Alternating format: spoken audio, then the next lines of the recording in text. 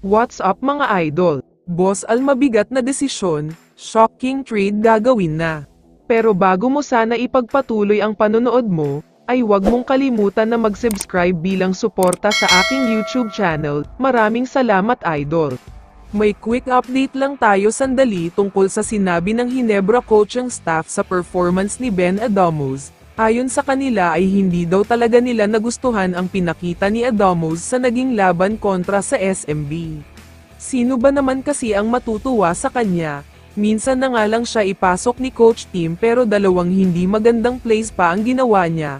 Una na nga dito ay ang turnover, pangalawa naman ay ang foul counted sa kalaban. Sabi nga sa kasabihan, dapat ay laging maging ready kung sakaling gamitin ka ng biglaan ng iyong coach. Pero si Ben Adamos ay tila wala sa kondisyon, wala sa ayos ang laro at talagang wala pa ang kumpiyansa niya sa sarili.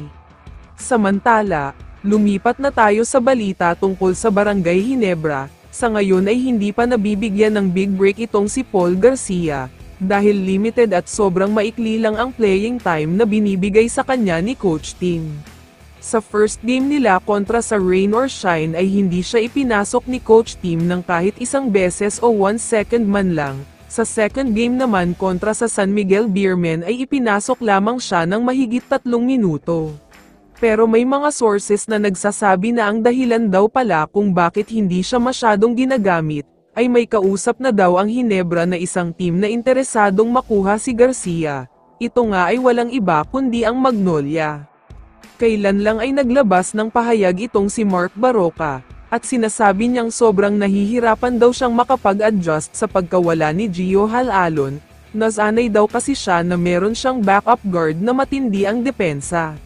Isang matinik na guard ang nakuha nila sa draft na si Jerome Lastimosa, pero ang problema ay hindi pa rin siya nakakapaglaro para sa Magnolia, dahil may nakuha itong major injury at ongoing pa ang recovery niya. Kaya naman para makuha itong si Paul Garcia mula sa Ginebra, bibitawan daw nila itong si Calvin Abueva.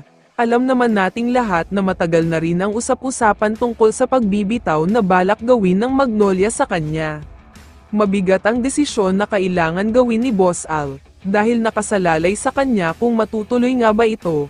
Parehong team na hawak niya ang gustong gumawa ng trade, kaya abangan natin ang magiging desisyon na. Kaya naman kung ikaw ang tatanungin idol, ano ang masasabi mo sa balitang ito? I-comment mo naman ang sagot mo sa tanong na ito. So dito na nagtatapos ang video na ito. Maraming salamat sa pagsuporta at panonood mga idol.